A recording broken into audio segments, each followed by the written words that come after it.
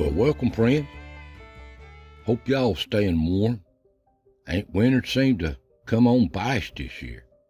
And if you're like me, you've got so much stuff you not got done. I ain't even got my leaves up yet. It's either too wet or something going on. I've been busy this year. But anyway, hope y'all doing fine out there and staying warm. Old man winter's showing its ugly head. And these old mountains, they're so beautiful when this snow falls.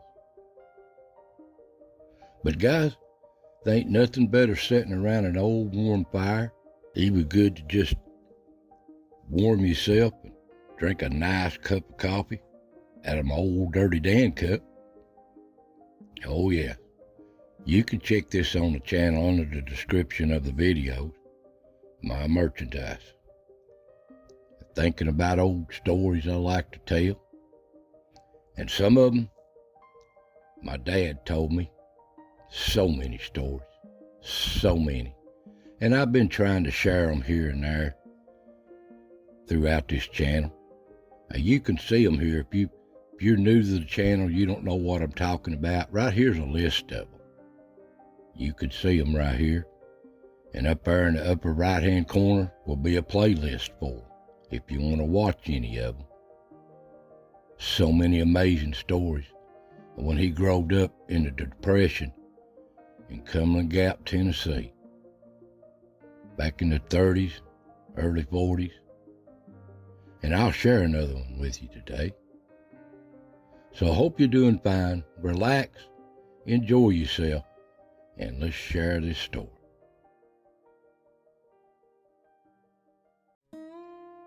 Now this is the little rebel of the Gap, my dad. And Lord, the stories he's told me. But he's no longer with us. He's went on to be with the Lord about 10 years ago. But I miss him so bad. Now, he grew up in Cumberland Gap in the shadow of Cumberland Mountain. Here's the old Gap with so much history over time that I can't even touch it. So much. And even in the wintertime, it's such a beautiful place. High above the Gap. And from the top of it looking down in the winter, it's a wonderland. So beautiful up here. This can be a cold place.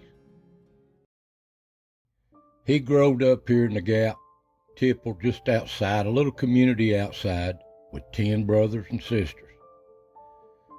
And at the time of this story, it was the start of World War II, and they all left, his brothers did, and joined the service. He was the only one, just them sisters. And he worked hard at jobs in the summer, trying to support the family, because he was the only man left at home.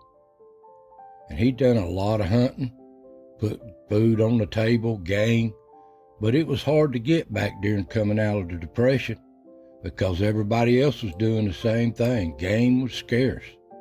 They were scarce in them days. But he done what he had to do. And in the wintertime, he done a lot of trapping. These furs back in their day were worth a lot of money. And they eat the meat off of them too. So that helped so much.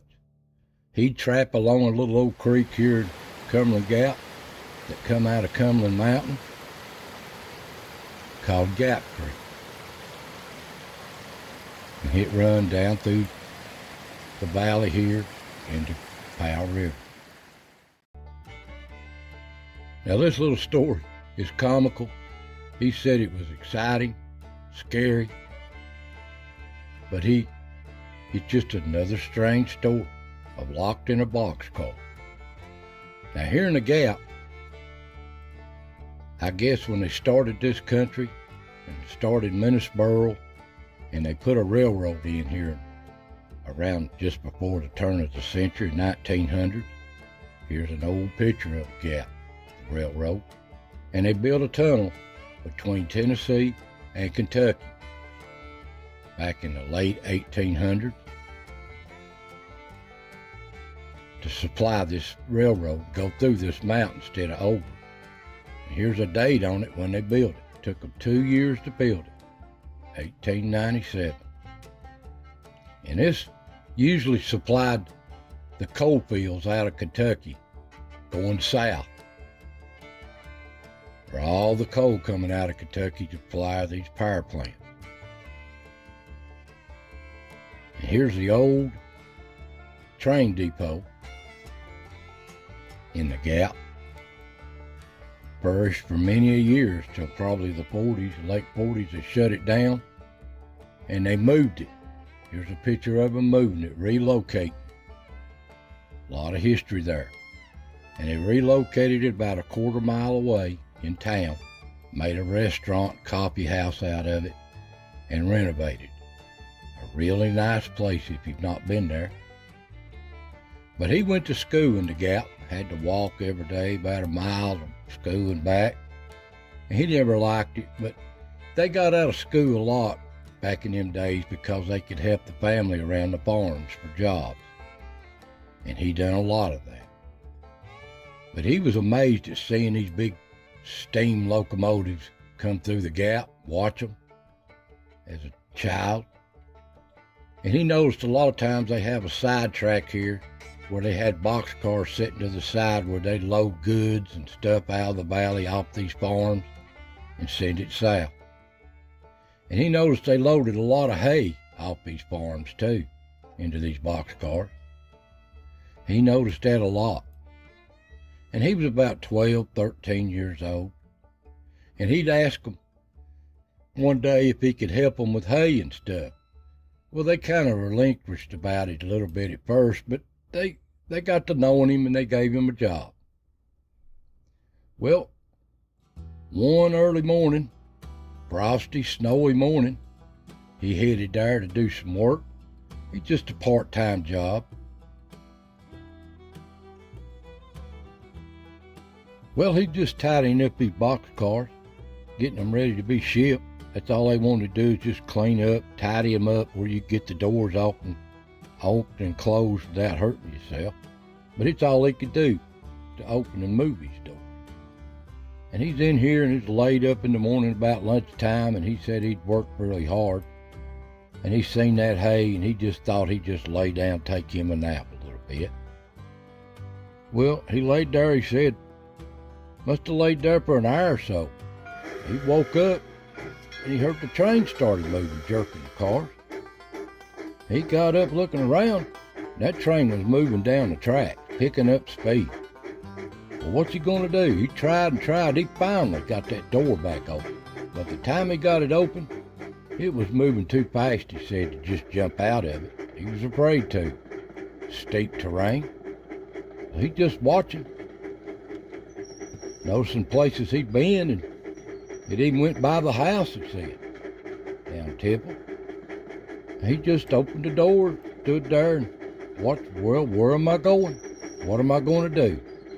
He was excited, he said, and he was scared too. And he said, here I am, seeing a hobo. I've seen them get off and on these trains many a time, but never thought I'd be one of them. Just being a child, young boy. And he noticed that they went over the trestle there at Powell River. The Gap Creek empties into it. He'd never been that far from home before, he said. Well, it headed on down the tracks across the ridges. Didn't know where he was at. And here's a map of L&N Railroad, of all the places they go back in them days. They're no longer in existence. And he telling me they're going over a big old trestle that he later found out was Lonesome Valley Trestle. Really high trestle, heading south. And he was just enjoying the view. He said it was cold, but he loved looking out that door. And then finally, the train started slowing down, coming into Tazewell train depot. As everybody stopped the train and conductors and people got out checking the cars and fueling the engine, he jumped out of that thing like an animal out of a cage. And they grabbed him. They seen him run. And they brought him before the conductor and the station manager. "What are you doing, boy? Where'd you come from?" Well, he explained the story to them, what was going on, how he got in the car. And they listened, but they had to call the deputy, the sheriff. And they understood, and he explained again to them. Well, they said, all right, so they called back to the Gap to tell the Cumberland Gap police there what's going on. He was not missing. They'd found him. And he had to stay the night there. They let him stay the night there with one of them that run the station, and they fed him. Next morning, a county deputy took him home. And it was almost as slow going home in them days, them old roads, as it was the train ride. But he got home. Mom worried to death, glad to see him, tickled to death, had him a big dinner, some beans and taters on the stove. But she's still upset that he done that.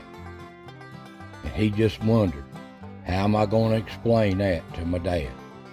Comes out of them log woods once a month. He don't understand nothing. But he said he didn't say so much over that, because he was trying to work, make a little money for the family. But he did some comical things, and this is just another story of things he's told me he's experienced. But he did say he lost his part-time job with the railroad. So I hope you enjoy these little stories. This is just stories of history. So I want to thank you for watching out there. Take care. God bless. And I'll see you next time.